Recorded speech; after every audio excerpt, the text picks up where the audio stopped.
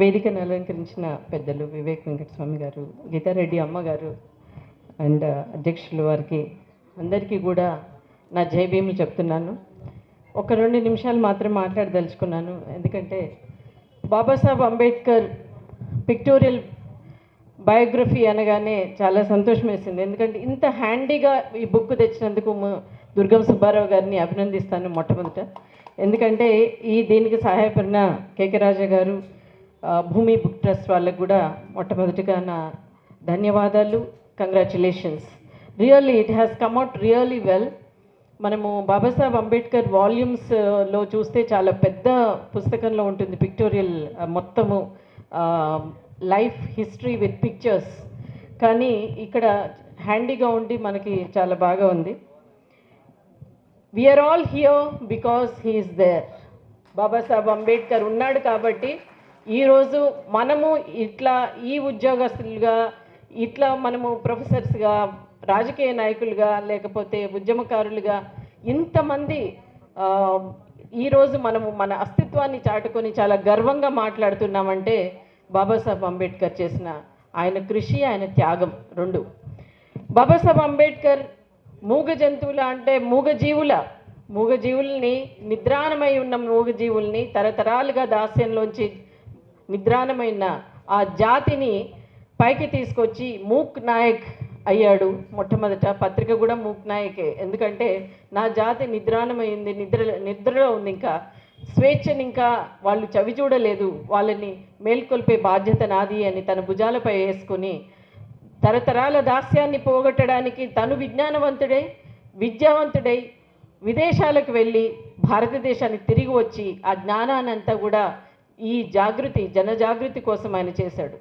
బోధించు, పోరాడు, సమీకరించు, ఈ సూత్రాలు ఎవరైతే ఈ 3 సూత్రాలను ఇచ్చి ఆ బోధన అనేది ఎడ్యుకేట్, అజిటేట్, ఆర్గనైజ్, ఈ 3ని కూడా తన జాతికి ఇచ్చి దీని ద్వారా తన దళిత జాతిని సమాయుక్తం పరిచాడు అనేక పోరాటాలలో. ఇప్పటిదాకా విమలక్క కూడా సాంగ్ పాడింది, చాలా సంతోషం వేసింది.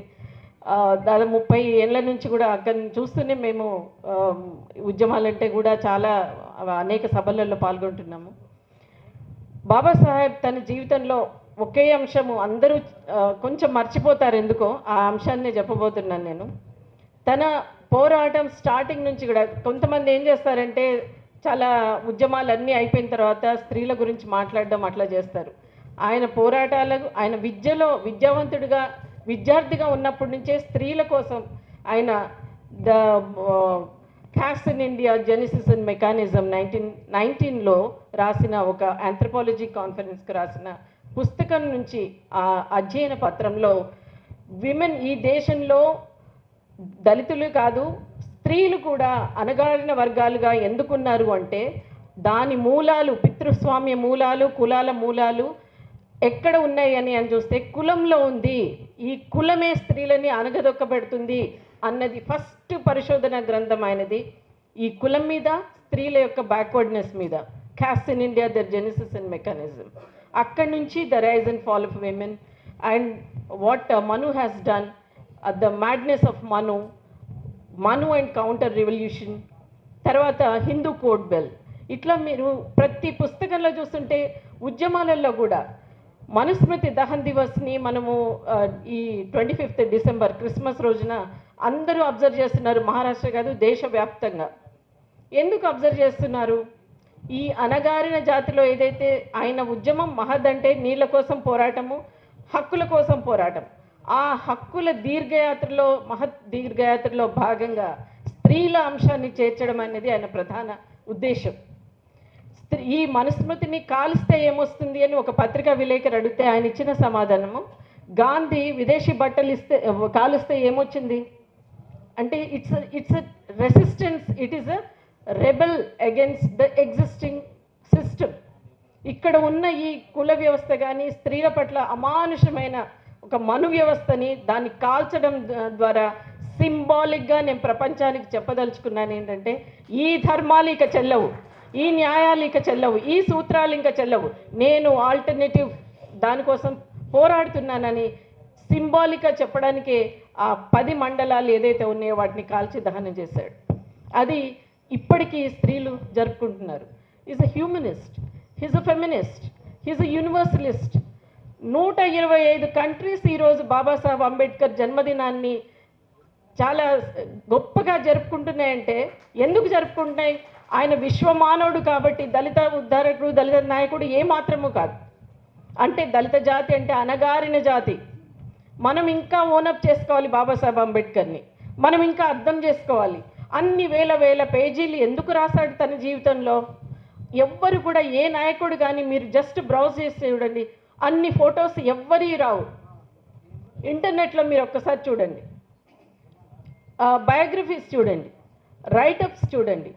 బయట వాళ్ళు రాసినవి కాదు బాబాసాహెబ్ అంబేద్కర్ మీద, ఆయన రాసినవే చదవండి. ఎంతమంది మనం చదవగలుగుతున్నాము? బాబాసాహెబ్ని ఎంతవరకు అర్థం చేసుకుంటున్నాము? ఈ విశ్వమానవుడు ఎందుకు ఇంత ఇన్ఎవిటబుల్ అయ్యాడు యూనివర్సల్కి? ఈరోజు మోడీ నుంచి ఇంకెవరైనా కానీ బాబాసాహెబ్ అంబేద్కర్ పేరు తీసుకోకుండా హ్యూమన్ లిబర్టీస్ గురించి మాట్లాడలేరు, దేని గురించి మాట్లాడలేరు. ఆయన వాళ్ళకి ఇన్ఎవిటబుల్. ఆయన జీవితం మొత్తంలో ముళ్ళు పరిచిన వాళ్ళు ఈరోజు పూలు పరుస్తున్నారు. ఎందుకు పరుస్తున్నారు? He is inevitable to the human dignity now. Universal పర్సన్గా ఆయన ఖ్యాతిగాంచాడు కాబట్టి బాబాసాహెబ్ అంబేద్కర్ని మరొకసారి మన ముందుకు తీసుకొచ్చి మానవ హక్కుల కోసం ఎక్కడైతే మాట్లాడతారో, మానవ హక్కుల గురించి మాట్లాడిన ప్రతి సందర్భంలో కూడా బాబాసాహెబ్ అంబేద్కర్ తీసుకోకుండా మాట్లాడడం పూర్తవుతుంది. So this revolution what ever he aspired through out his life, sacrificing. Ramabai తల్లి తన జీవితాన్ని సాక్రిఫైస్ చేసింది. మన తర్వాత ఆయన ఎన్ని పార్టీలు, ఇండిపెండెంట్ లేబర్ పార్టీ కానీ, రిపబ్లికన్ పార్టీ కానీ. సో దిస్ ఆల్ నేను ఏం చెప్పదలుచుకున్నా అంటే చివరిగా, ఇన్ని ఉద్యమాలు చేసింది మనల్ని ఇంకా బాబాసాహెబ్ అంబేద్కర్ని మనం అర్థం చేసుకోలేక, ఇంకా పూర్తిగా అర్థం చేసుకోకుండా, రాజ్యాంగ అధికారం వైపు వెళ్లకుండా, హ్యూమన్ ఇవల్యూషన్ అంటే రివల్యూషన్ వైపు వెళ్లకుండా, సామాజికంగా మనం ఎన్ని పోరాటాలు చేయకుండా ఇంకా పరిసమాప్తి కాలేదు.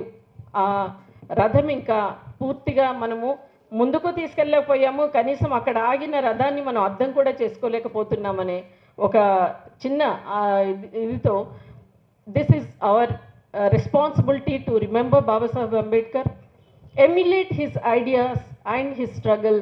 అండ్ ఇంకా ఉద్యమం ఇంకా పరిసమాప్తి కాలేదు కాబట్టి మనం పునరంకితం చేసుకోవాలని ఇలాంటి సందర్భాలు, బుక్ రిలీజ్ సందర్భాలు కూడా మనకి చాలా గుర్తు చేస్తాయి.